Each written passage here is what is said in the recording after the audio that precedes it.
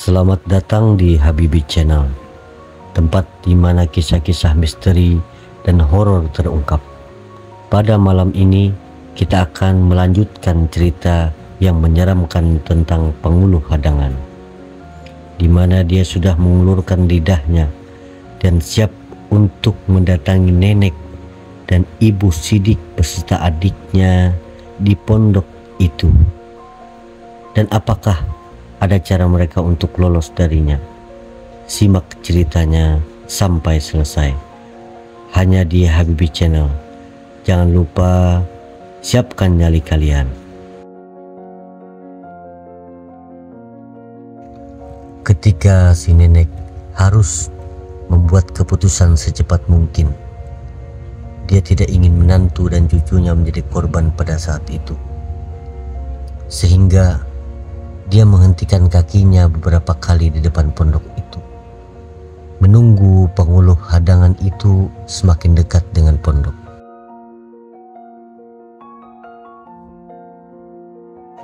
Lalu, ketika penguluh hadangan ini sudah sangat dekat dengan pondok yang hanya berjarak beberapa meter, nenek langsung berlari dan melompat dari pondok. Dia mengangkat kayu tamiang runcing yang sudah dia buat hingga melalui atas kepalanya. Tidak lama kemudian, dia menancapkan kayu runcing itu tepat ke arah dada dari penguluh hadangan yang kini berada tepat di depan pondok sambil membacakan beberapa ayat-ayat suci Al-Quran. Penguluh hadangan itu langsung seketika ambruk. Kayu runcing yang tertancap di tubuhnya membuat dia terluka parah. Nenek pun seketika itu jatuh ambruk ke tanah. Namun nenek bangkit kembali ketika melihat penguluh hadangan itu berlumuran darah dan tidak berdaya. Nenek terpaksa melakukan hal tersebut meskipun ada sedikit rasa penyesalan atas apa yang dia perbuat. Bukan tanpa sebab, dia sudah menusuk kerabatnya yang kini menjadi penguluh hadangan. Tapi dia sendiri tidak mau. Menantu dan kedua cucunya terluka, bahkan meninggal dunia. Apabila penguluh hadangan sampai bisa masuk ke dalam pondok dan bertemu dengan mereka. Tiba-tiba, nenek bergegas mendekati penguluh hadangan yang sedang tersimpuh tersebut. Dan dia sambil berkata, "Aku mohon maaf saudaraku, karena harus menombak Anda sehingga membuat Anda seperti ini," katanya sambil sedikit menunduk. "Tadi aku sudah memperingatkan bahwa jangan mengganggu kita yang ada di pondok. Namun Anda menghiraukannya dan terus-menerus berjalan ke arah pondok dengan wujud kerbau yang menakutkan ini."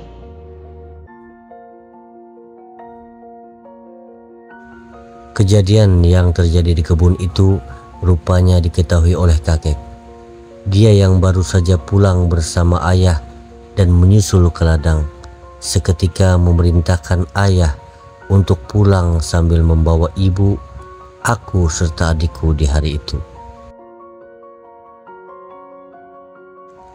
Apalagi nenek bercerita atas apa yang terjadi.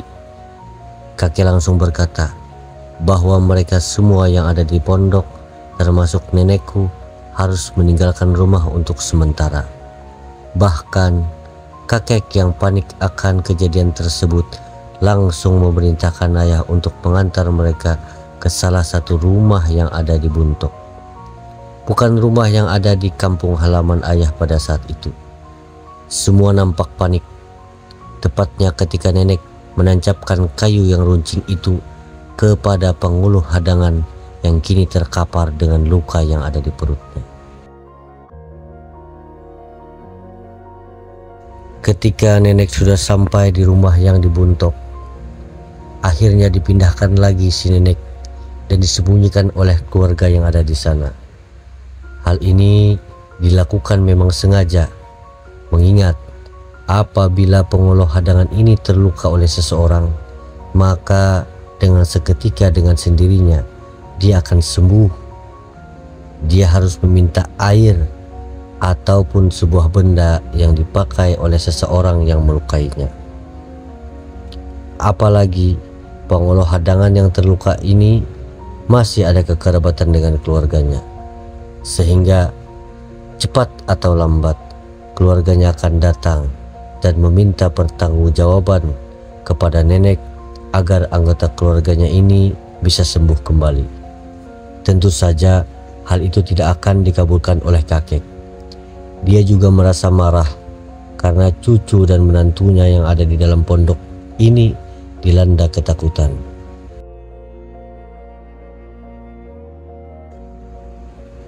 Benar saja, beberapa jam setelah kejadian itu, keluarga dari penguluh hadangan ini datang. Mereka seperti mempunyai firasat bahwa ada anggota keluarga yang terkapar dan tidak berdaya di sana, sehingga mereka langsung mengarahkan seluruh keluarganya untuk mencarinya. Mereka begitu syok ketika mengetahui bahwa anggota keluarganya itu kini tergeletak begitu saja di kebun milik nenek. Dia mencari nenek dan meminta sesuatu untuk menyembuhkan saudaranya yang tertusuk kayu yang dia buat. Dia mencari ke rumah yang ada di kampung halaman ayah, namun hasilnya nihil karena nenek sudah diungsikan ke Bontok dengan ibu, aku, dan adikku pada saat itu.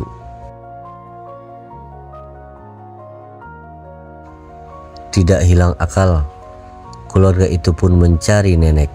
Bahkan dia sampai mencari ke rumah yang ada di Bontok agar bisa bertemu dengan nenek pada saat itu. Wajah-wajah mereka nampak panik karena apabila mereka tidak bisa meminta sesuatu untuk kesembuhan penguluh hadangan yang terluka itu, maka bisa dipastikan penguluh hadangan itu akan mati dengan kayu yang masih tertancap di tubuhnya. Apalagi wajah-wajah yang panik ini seketika berubah tepat ketika mereka menyadari bahwa mereka sedang dipermainkan. Sudah beberapa kali mereka mendatangi rumah saudara-saudara mereka untuk mencari nenek, namun tidak bisa ditemukan juga. Gimana ibumu? Cepat berikan sesuatu agar keluarga kita bisa disembuhkan lagi.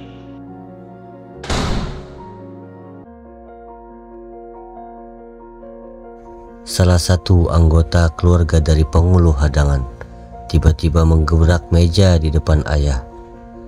Mereka nampak marah, bahkan mereka seperti ingin membuat keributan dengan mandau yang mereka bawa di pinggang mereka pada saat itu.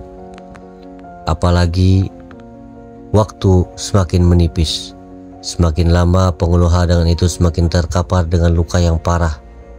Semakin cepat pula dirinya akan berhadapan dengan kematian.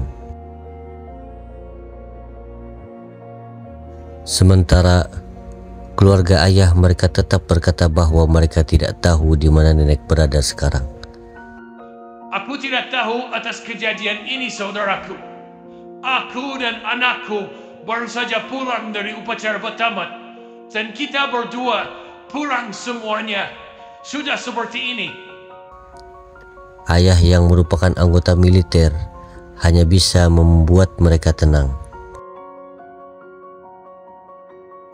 Ayahku bukannya takut untuk menghadapi mereka, akan tetapi ayah dan saudara-saudara yang lain hanya berusaha untuk menghargai tamu yang datang meskipun mereka nampak marah. Ayah dan saudaranya yang paling tua duduk di depan bersama dengan keluarga dari penguluh hadangan ini. Mereka berusaha sekuat tenaga untuk menenangkan mereka yang merasa dipermainkan. Namun saudara-saudaranya yang lain pun sudah bersiap di ruang belakang.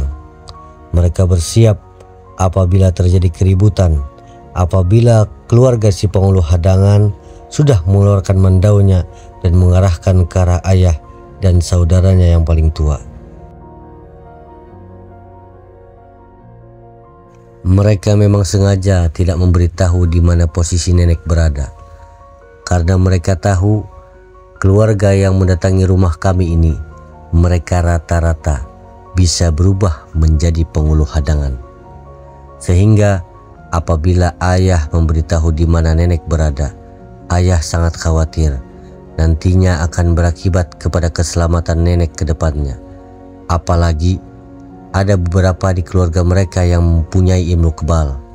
Bahkan ada pula yang berprofesi sebagai dukun tradisional di sana. Situasi semakin tegang. Keluarga si penguluh terus mendesak atas keberadaan nenek kepada ayah dan saudaranya yang tertua. Sedangkan ayah tetap berkata bahwa dia tidak tahu atas apa yang terjadi. Karena ayah berdalih bahwa dia baru pulang dari acara bertamat dan tidak tahu apa yang terjadi. Situasi benar-benar semakin panas. Bahkan sampai ada salah satu dari keluarga mereka yang sudah memegang mandau yang disarungkan di pinggangnya dan sudah siap untuk mencabutnya. Namun tiba-tiba dari arah luar muncul kakek yang berjalan mendekati rumah. Dia berjalan secara perlahan dengan sorot mata yang tajam ke arah keluarga si penguluh. Aura yang dikeluarkan nampak berbeda, sehingga membuat semua orang yang ada di sana nampak terdiam. Tubuhnya merasa tertekan. Mandau yang mereka pegang dan siap-siap ditarik dari sarungnya tiba-tiba dilepaskan begitu saja. Rasa takut langsung menyeruak. Mereka seperti melihat sosok lain dari kakek yang berjalan ke arah mereka. Kakek hanya menatap mereka secara sekilas. Lalu dirinya masuk dan ikut duduk bersama kedua anaknya yang ada di sana. Keluarga penguluh yang awalnya marah kepada ayah dan saudara tertuanya ini pun tiba-tiba tunduk. Mereka seperti takut atas kemunculan kakek itu.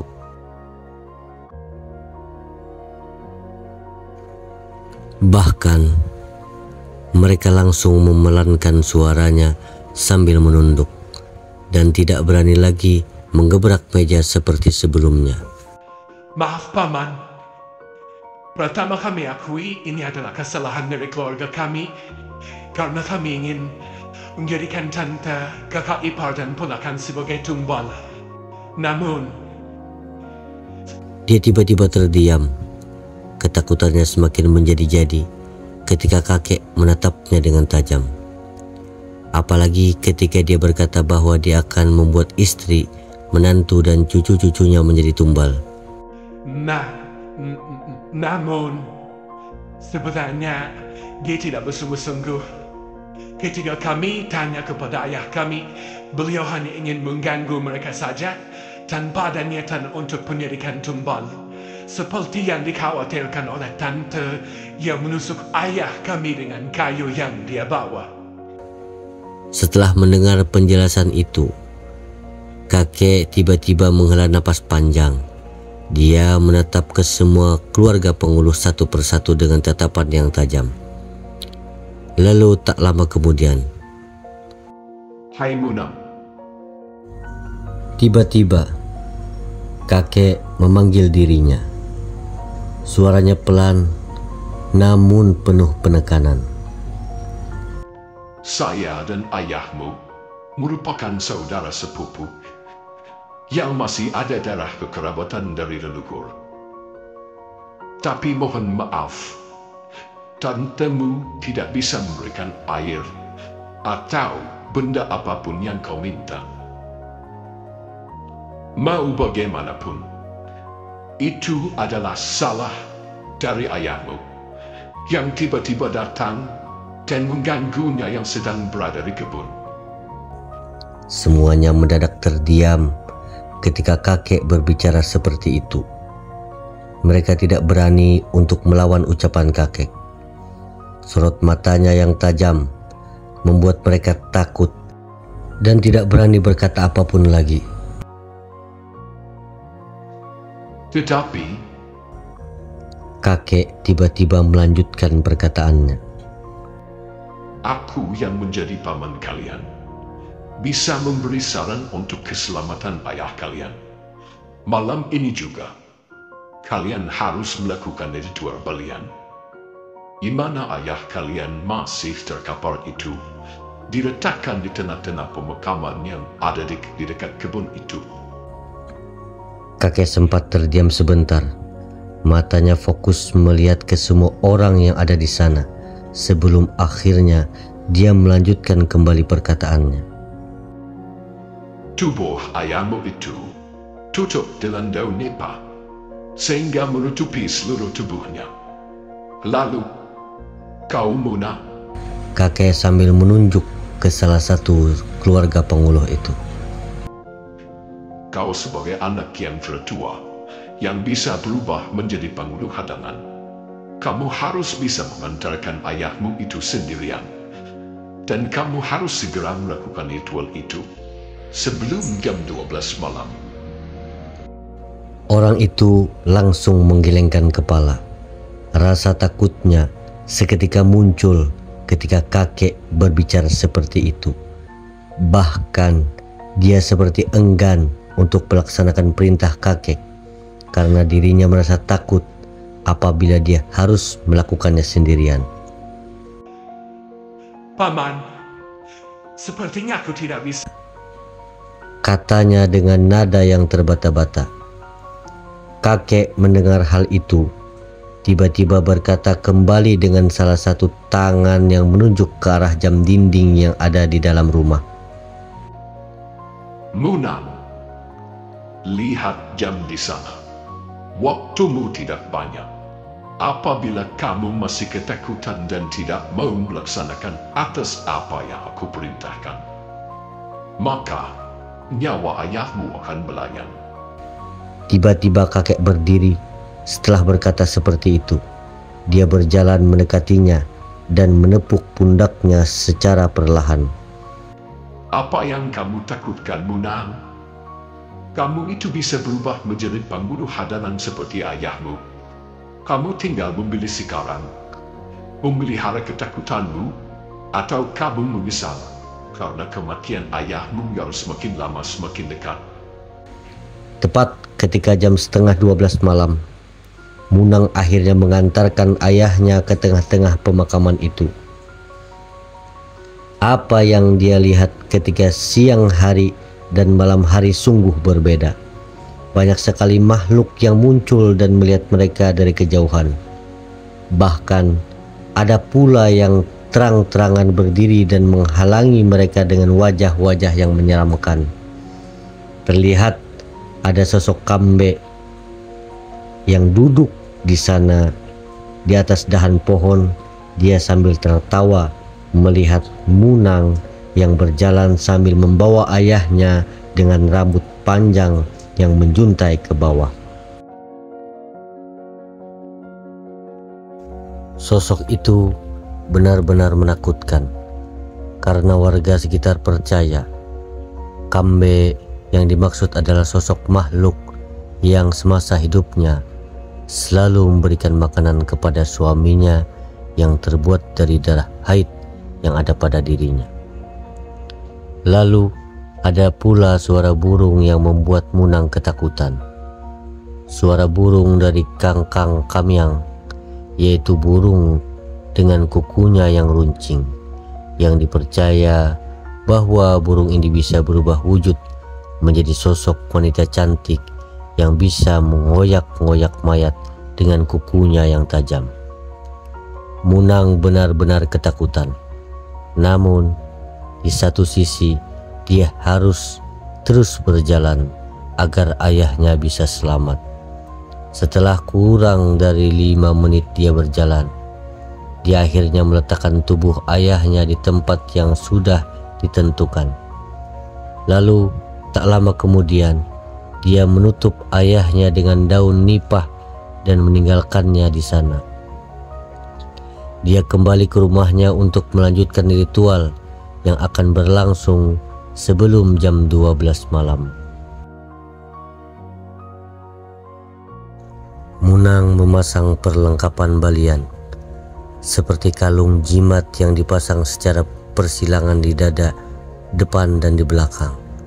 Lalu tak lupa dia menyelipkan daun sawang di pinggang, seperti layaknya mandau yang selalu dia bawa.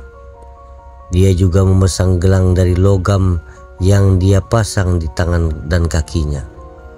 Setelah semuanya siap, para saudaranya yang lain memainkan alat musik tradisional sebagai pengiring ritual yang dilakukan oleh Munang.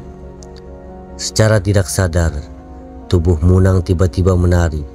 Dia menggerak-gerakkan tangan dan kaki yang sudah dipasang gelang, sehingga mengeluarkan bunyi-bunyian yang khas. Sebuah harmoni antara suara gelang dan alat musik tradisional pun terdengar. Suara itu terdengar indah, namun serasa mistis apabila kita mendengarnya dengan mata batin yang terbuka. Setelah beberapa menit dia menari, tiba-tiba dia berdiri di depan pintu rumahnya. Salah satu dia angkat ke atas sehingga dia hanya berdiri dengan satu kaki pada saat itu. Tidak lama, dia kemudian bersiul seperti sedang memanggil sesuatu dari luar rumah. Seketika ada hawa dingin muncul dan memenuhi rumah itu, seperti ada sesuatu yang benar-benar datang dan mendekati Munang yang sedang melakukan ritual itu. Benar saja, tiba-tiba Munang terjatuh, namun tubuhnya yang seharusnya ambruk kini bangkit kembali dengan wujud yang berbeda. Tubuh manusianya kini berubah menjadi sosok kerbau dengan keempat kakinya yang masih berupa tangan dan kaki manusia, juga dengan wajah manusia yang menempel di leher kerbau tersebut.